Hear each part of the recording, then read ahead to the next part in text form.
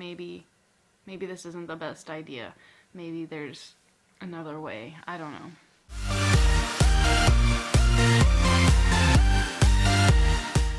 Greetings and salutations, everybody. My name's Hope, and I am currently in recovery from anorexia. Today is going to be part 4 of my series where I talk about kind of my life up till this point and how I feel like everything has affected my anorexia. I'm going to talk about my gastric bypass surgery today, and I have a lot to say about it. I feel like a lot of it might be unpopular opinion, I guess, because I know a lot of people think that it was the best decision that they ever made and they don't regret a thing. La-di-da, how nice for those people. But in my opinion, and I guess I can get into this later on, I don't think that gastric bypass is a good thing. I was so dead set on getting this surgery once I knew that's what I wanted, that nothing could stop me. And there was so much trying to stop me because I had to get it approved through my insurance, and it took me about a year to get their approval just because there was so many hoops to jump through. They wanted you to go to this seminar where they tell you everything about weight loss surgery and the different types that you can get, what's probably going to work best for you, and all these doctor's appointments. I did all of the things that I needed to do, but my insurance was still fighting me about it. They didn't want to give me approval for the surgery because they said that I was too young, even though the requirements were only that I had to be over 18. I was 21 at the time. I was getting so frustrated with them. They had me do this psych evaluation as well, just to make sure that everything was okay up here before I went through such a life-changing experience, which I actually ended up failing my psych evaluation, and now looking back I'm wondering if maybe that was a sign that I was maybe either supposed to wait on the surgery or not get it at all. I feel like I never quite fully grasped how much it was going to change my life. It totally flipped me on my head, basically, and I knew that weight loss surgery equaled fast weight loss, and that's what I wanted, because isn't that what everyone wants who is trying to lose weight? They want to lose it quickly. After failing the psych evaluation, they had me do like 4 months of counseling with this therapist, and then after the 4 months, even though I still probably wasn't quite right, I say quite right, and it sounds like I'm a crazy person, which I guess I kind of am with all my shit going on, but she ended up giving the doctor like her approval, saying yeah, she's okay to have the surgery. After all of that, my insurance still was like, no, we're not going to cover it. I had to fight with them a little bit more, and finally they approved me because I was like, listen, this is ridiculous. I've met all of your requirements. Like, why can't I get this surgery? But I feel like all of these little things that kept popping up, at the time I was like, oh, these are just obstacles, and I'm going to overcome all this, and I'm going to get the surgery, whatever. And now looking back, I'm like, maybe I should have taken those as signs, you know, like maybe this isn't the best idea. Maybe there's another way. I don't know. After the therapist told the doctor that I was approved, then the doctor and I ended up deciding that the gastric bypass, the full-on gastric bypass, was what would be best for me. There's also the lap band and the vertical sleeve. The gastric bypass has, from what I researched and from what I learned, had the best results, and it also had the least amount of kind of issues if everything went well. They scheduled me for the surgery, and I was just like over the moon happy. I just thought it was gonna be this magical thing, you know? A week before the surgery, they have you do like a liquid diet, and I did that. They just do that, I think, to make sure there's not too much fat around your liver or something like that. I ended up having the surgery on April 22nd of 2014, and it went amazing. He said that everything was textbook perfect, so that was cool. So I come home, and I wasn't in a lot of pain or anything, and all of that was fine.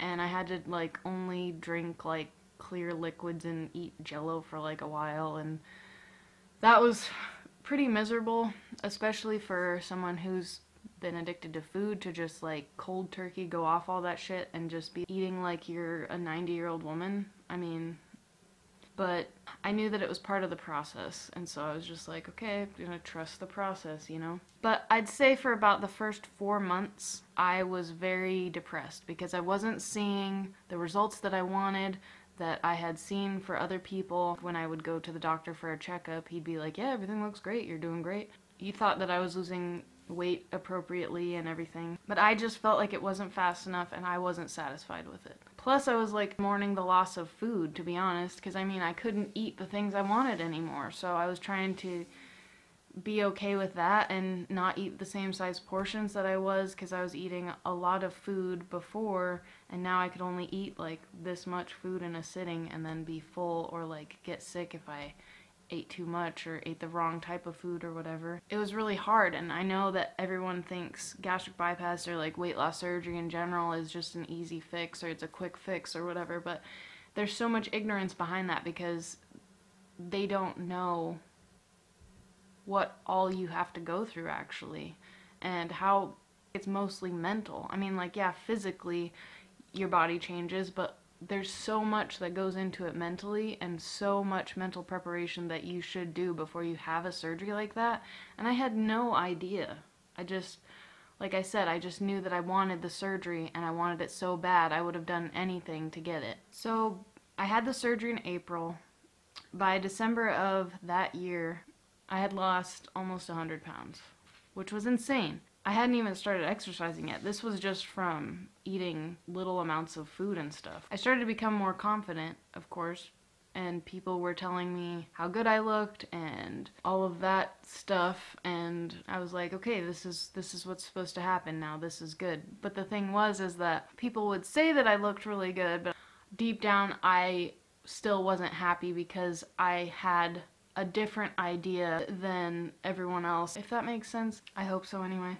Since I was becoming more confident, I feel like guys started to notice me more, which this was totally like bizarre to me because my whole life up until this point, I had never been kissed, I never had a boyfriend, I hadn't had any physical contact with any guy, besides like hugging my dad or my grandpa, obviously, but you know what I mean. So I ended up deciding, since I wasn't like a super social person and I didn't like go out a lot, I thought maybe I'll try online dating. It was an experience for sure, and I could make a whole video about my experience with online dating because I have a lot of funny stories. You never know what to expect. I mean, people put their profiles up and stuff, and you're just kind of blindly trusting that they are who they say they are. I did have some good luck though. I finally, after quite a few terrible dates, like a lot, I ended up meeting this one guy specifically, and we're gonna call him Muscle Man because he was super into fitness, and not in like an overly aggressive way where he put it on you, but just in like he was bettering himself because he used to struggle with his weight kind of thing. He was pretty young. He was like 19, I think, and I was like 22. He ended up being my very first boyfriend. I almost don't like telling this story because I feel like people think I'm cuckoo for Cocoa Puffs, but for me, it was all of the experiences that a normal high school girl would have in like this tiny window of time, because him and I only dated for like 9 days. We were together almost every day of those 9 days. If we weren't like with each other, we were talking on the phone. I don't want to say that he was a bad person because he wasn't. He's a really sweet guy. He was immature because he was 19. I was immature too. He told me that he wanted us to break up because he was going into the military. So I tried to take that for what it was, but I was extremely upset. I was like a mess for months afterward, which is insane because we were only together for 9 days, but he was my first kiss, my first real boyfriend, my first real breakup. After he had broken up with me, I was kind of on a mission to get to my goal weight. Since up until that point I had only been kind of monitoring my food intake and I hadn't been exercising, I thought I'm gonna start exercising and maybe that will accelerate my weight loss and it'll get me the results that I want faster, because I thought I got down to my goal weight, like look what you're missing out on kind of thing. Of course, when someone breaks up with you, you think that it's you, which now looking back I know that he just didn't really know what he wanted and all of that stuff. Maybe it was me. I don't know. Maybe I'm just saying that it wasn't me to make myself feel better. But when you're broken up with, a lot of the time you feel like it was your fault, or like that you could have done something to keep them around. So I thought, of course, he broke up with me because I was still fat. He never said anything about my weight.